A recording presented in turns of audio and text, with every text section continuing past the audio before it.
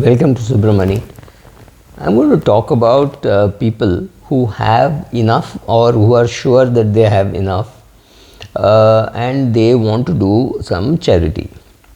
How does one know that one has enough? So it's very difficult to answer this question, especially in the Indian context, because we have not done much research on safe withdrawal rates, etc. But given the fact that the Indian inflation is now not very far away from the US inflation, at least in the recent past, I think we can stick to a battle scarred 3 to 4% kind of withdrawal from your corpus, and that I think should take you through very comfortably. So somebody who needs about 4 lakhs per annum, this is an easy to assume number, and he has got 1 crore. I mean, as a unit, husband and wife, they have 1 crore, so which means they can withdraw 4 lakhs per annum, which seems to be a comfortable number. But I would have my caveats that you never know how much money one illness can draw you out of. For example, in COVID, the numbers which we heard were in the region of 25 to 30 lakhs. So if you have 1 crore and you have a depletion of 30 lakhs, that might scare you to saying, oh my God, I now don't have enough, which may or may not be true, because it may be sufficient if you don't live too long. The risk of living too long scares people.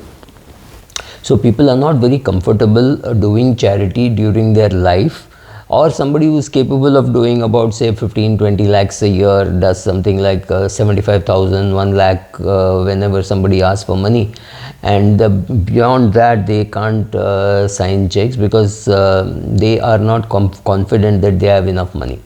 How would I go about doing this is something very simple. So there is this rule of 30, saying you need 30 years expenses in your kitty. So if you're 60 years of age, let's say you have 5 lakhs of annual expenses, so you need 5 lakhs into 30, 1.5 crores. Let us be on the safer side and I have 2 crores. So anybody of this description who has more than 2 crores surely can start giving. Now this is not going to be very easy, because suppose you have 5 crores instead of 2 which you need. 1.5 is what you need. 50 lakhs was an extra we built in, so you need 2 crore. You have 2 crores, so you have 3 crores more than what you need, and that should be very comfortable. Now what you have to do is, first of all, see what position your children are in, your siblings are in. Maybe a younger sibling needs money, maybe a younger child needs money, maybe an older child needs money, and you are 70 years of age, and you have 30 times your annual expenses, maybe you have 60 times your annual expenses. Now you know that from the age of 70, even assuming to you live till the age of 90, you can reasonably draw down even from your capital, because you have decided that you don't need to leave money for your children. They have adequate money. I'm assuming making all these assumptions. And then you can start giving more than what you are currently thinking of what you can give. How does one give? So that is another problem, because exactly the same things which helped you accumulate so much money is the same thing which is forcing you now to not give away, right? So you've been taught all those things right when you were a kid, 50 years ago or 60 years ago. You should save money, you should invest well, etc., etc. And you did invest well. You had a reasonably conservative amount of money in equities, but still that 20-30% which you had did very well, and you didn't sell in panic, so you have created enough wealth. You need 2 crores, you have 6 crores, let's say 5 crores or 6 crores. First of all, start spending more on yourself. What should you spend more on yourself? First of all, you should not spend just because people are saying, oh, you have money, why don't you spend? That's not something. If you are not a person who is comfortable eating in a 5-star hotel, you are not going to enjoy that meal just because you have money and you have to spend it. It just doesn't happen. You may find pleasure in something else, but largely enough research around the world shows that you enjoy experiences more than things. So buying the latest phone may not excite you as much as going on a vacation with friends. So this is something which I know one person did. I don't know his name. He's my uncle's friend, late uncle's friend. He used to invite all his friends over to a location in South India, and they would all meet, and these people were all in their 80s, right? He would pay for their travel and stay, right?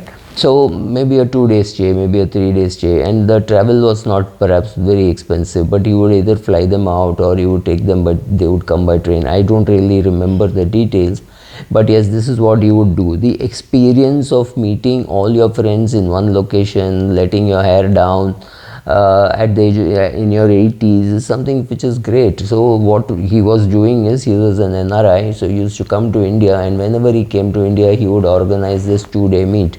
I know companies which organize it for their ex-staff, which is not subsidized by the company, but people come and meet. So some of these things you could do. You could do events, you could travel, you could meet people, whatever gives you pleasure. Start spending on that. Start with simple things like taking a Ola Prime instead of taking a Ola Mini, right? So start from there. Maybe if you are traveling and you are not still willing to go by business class, try premium economy, right? Whenever you go to the airport and you have time, pay money and sit in a lounge. I'm not saying lounge experience is great, but try some of those things which you may not have tried in your life. You may not have tried business class. Fly business class, see whether there's a difference. Even if it's a 3-hour flight, like say you're flying from Chennai to Delhi or Bombay to Ladakh or something like that. I don't think Ladakh has a direct flight now, but I'm just saying any flight which is 3 hours, try traveling by first class or J class. See how it is to travel by business class. Start spending on yourself, because that is very difficult for people who have accumulated wealth. So if you have, let's say 5 crores where you need to have only 2 crores, it's a good place to start. Though of course many of us are worried about this last 2-3 years bedridden, and if it costs you 10-12 lakhs a year, then do you have enough? Yes, that's a fair legitimate question. But if your children are well settled and they have enough money, then all the money that belongs to you, you can start giving away in charity. And of course you can do more charity after your death, in the sense that you can leave it in your will to some charitable organizations. But to make a fair assessment, if you have 1.5 crores, it is sufficient for a person spending 5 lakhs. So when you have 5-6 crores, you surely have a surplus. So stick to the American 3 to 4% withdrawal. Again, I would err on the side of caution for a person who has just turned 60. He should look at 3% withdrawal, whereas a person who is in his 70s should look at 4% withdrawal, right? So let's say husband and wife, and please make sure that both of you know what you're doing, because it should not happen that if your wife does not know what you're doing, she should not be alarmed in case you die, that oh my god, so much money has already been given to charity, is this money sufficient? Make sure that both of you sit and realize how much you have, how much you can give, the fact that your children don't need it, right? They're earning very well on their own, so you can start giving. One more thing you can do is make a deal with your children, saying anyway I'm going to give away all this money, but this house will belong to you. So in case I run a deficit for whatever reasons, I live too long, I'm 108 and alive or something like that, I will dip into you guys, so you guys have to help me, and I will repay that by selling this flat, and this flat will go to you, so you can sell it and recover that money that you're giving me, like a very loose loan against property or something like that, right? So you can do all these things and start giving away. Nothing, no harm in giving. Have the guts to give away, because God will send you more, or Bhagwan will send you more. At least if you're in Bharat, you believe that आप एक पैसा दोगे वो 10 लाख देगा, right? You remember that old Hindi song, very very old Hindi song. So have patience, be able to give. There is no harm in giving away when you're alive, but if it scares you, make these calculations and then take a decision. Thank you.